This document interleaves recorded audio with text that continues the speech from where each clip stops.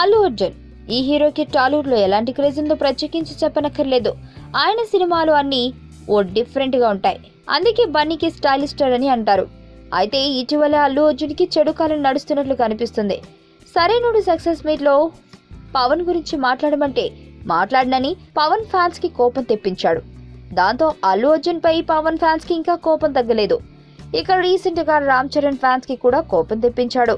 ఓ ఇంటర్వ్యూలో చిరంజీవి గారి songs remix చేయడం గురించి అడిగితే తనకు మెగాస్టార్ సాంగ్స్ ను వాడుకోవడం ఇష్టం ఉండదని, ఒకవేళ చిరంజీవి గారిని సినిమాలకు సంబంధించి ఏదైనా ట్రై చేసినా పూర్తి స్థాయిలో ఆయనలా చేయలేనని అన్నాడు.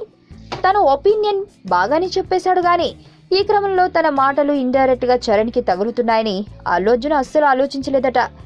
చిరంజీవి పాటలని చరణ్ చాలాసార్లు రిమిక్స్ చేశాడు.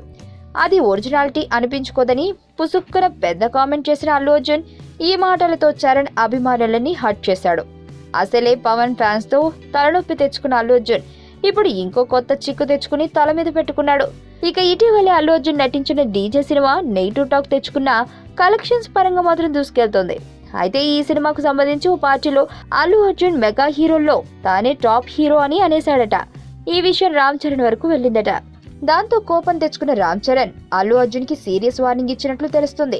ఇంకోసారి మెగా హీరోలో టాప్ హీరో అని చెప్పుకోవద్దు అని, మెగా హీరోలో ఎప్పుడు మెగాస్టార్ టాప్ హీరో అని మరోసారి నోరు జారకుండా అదుపులో పెట్టుకోవాలని వార్నింగ్ ఇచ్చినట్లు తెలుస్తుంది. మరి ఈ విషయంలో ఎంతవరకు నిజం ఉందో తెలియదు గానీ ప్రస్తుతం ఈ న్యూస్ మాత్రం సోషల్ మీడియాలో హల్చల్ చేస్తుంది. గర్ల్స్ అందరూ హ్యాండ్సమ్ గర్ల్స్ ని ఇష్టపడతారు కాబట్టి his a handsome, so that's why I like. Behaviour ఒకటి మంచిగా ఉంటుంది. సో మహేష్ బాబులో సాఫ్ట్ కార్నర్ చూస్తారు. హీరో అంటే మహేష్ బాబు, మహేష్ బాబు అంటే హీరో. ఇది నా డైలాగ్, రాసి పెట్టుకోండి.